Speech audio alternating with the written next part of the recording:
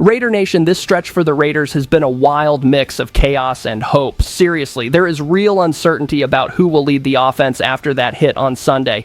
There is a college name heating up the debate and becoming a favorite among fans.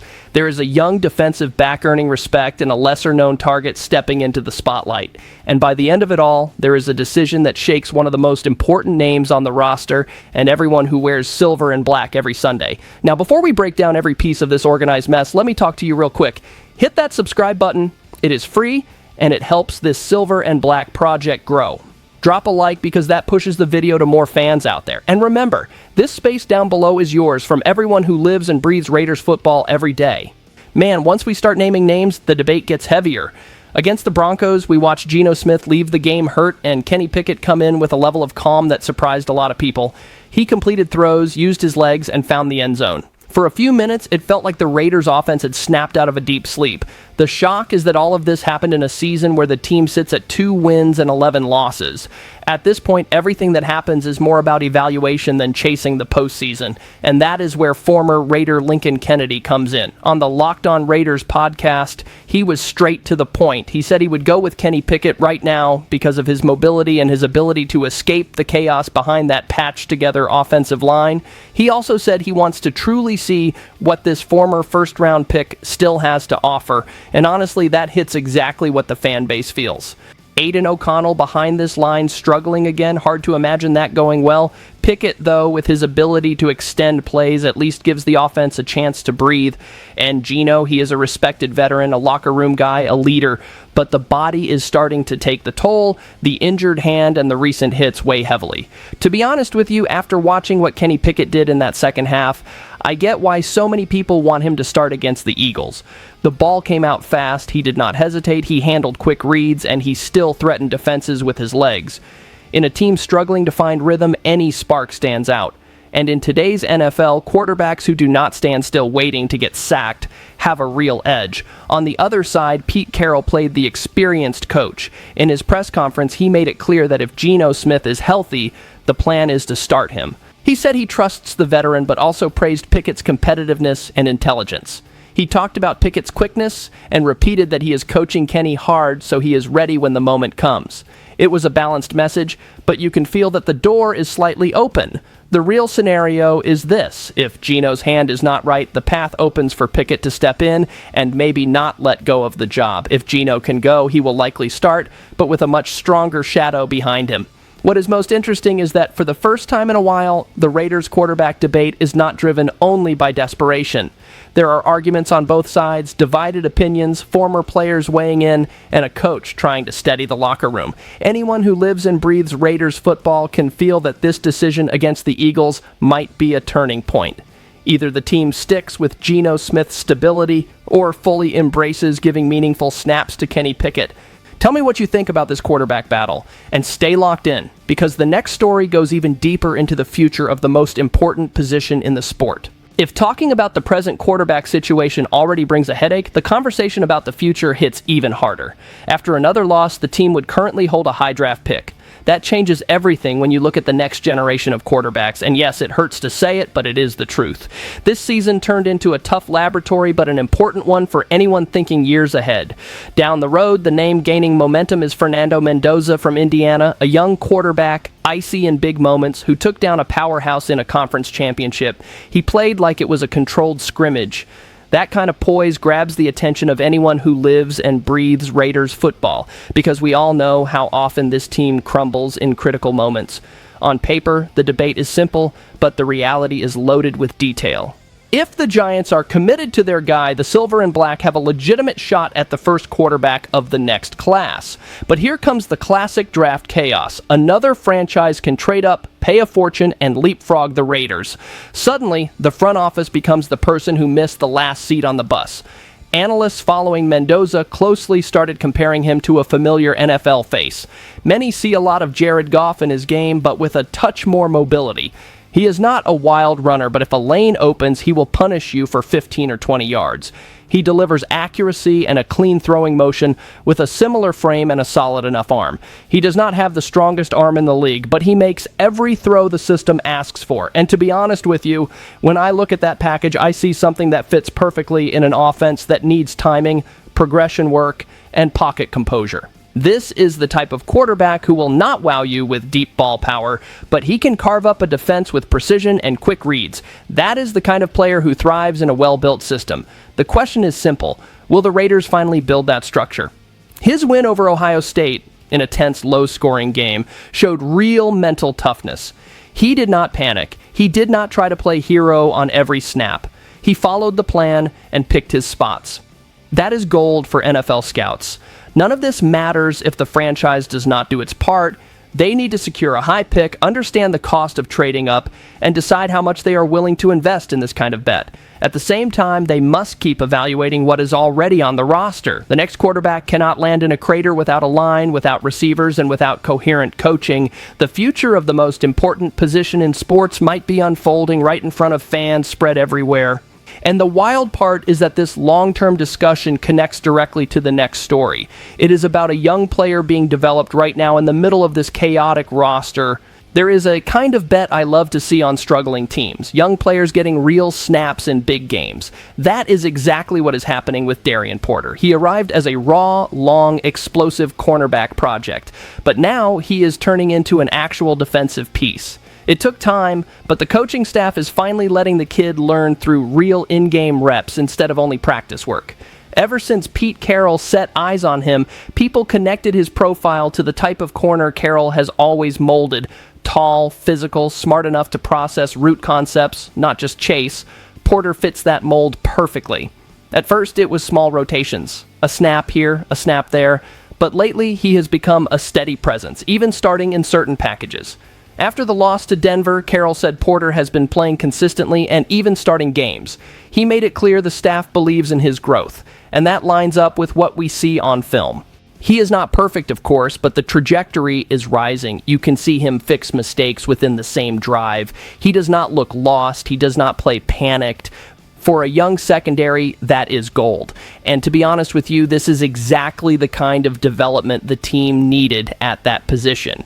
The secondary was one of the biggest question marks on the roster. It did not become the disaster many feared, but it is also far from dominant. Having a young player step up changes how you plan the next season. The injury to Q Blue Kelly hurts badly. He was in the middle of a breakout campaign, filling the tape with good plays even while giving up some deep balls. Losing a starter like that creates a massive gap, but at the same time it opens the door for Porter to play even more snaps in the coming weeks. It is cruel, but it is exactly how this Raiders season has gone. Injuries, patchwork, and opportunity all tangled together.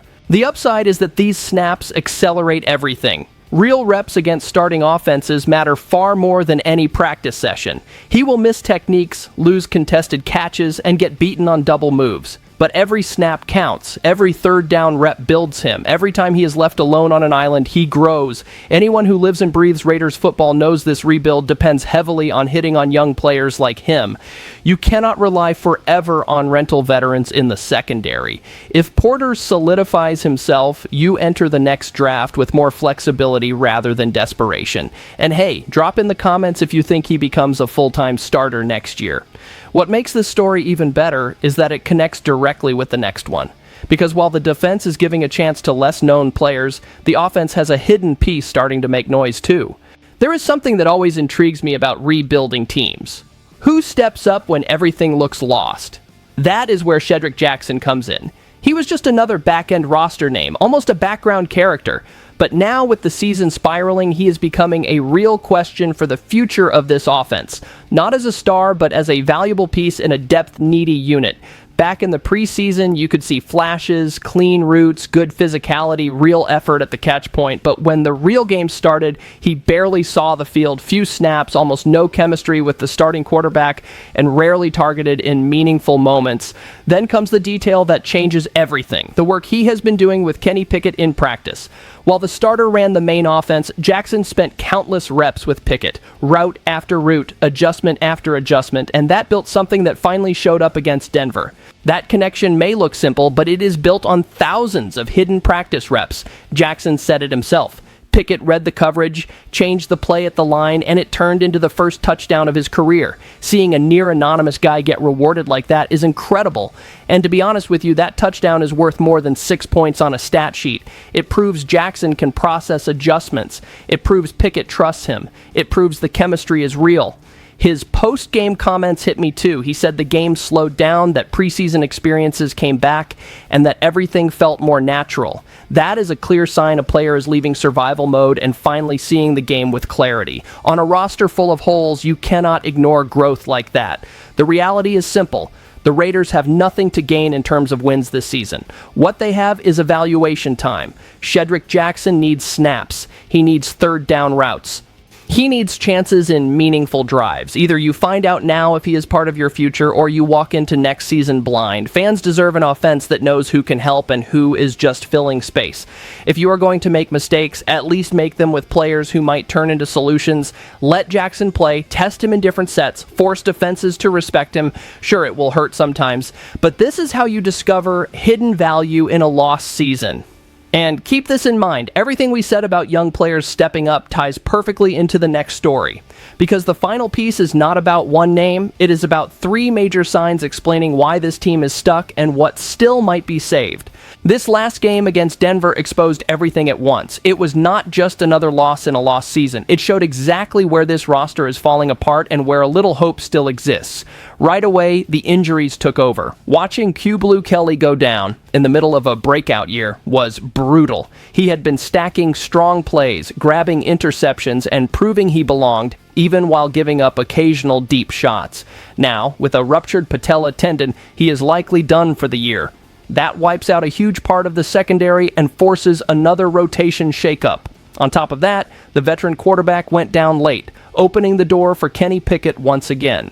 Combined with the absence of Dante Thornton Jr., this roster, already thin, looked even more depleted. Week after week, it feels like a patched-up squad trying to survive. In a division this tough, every crack becomes a crater.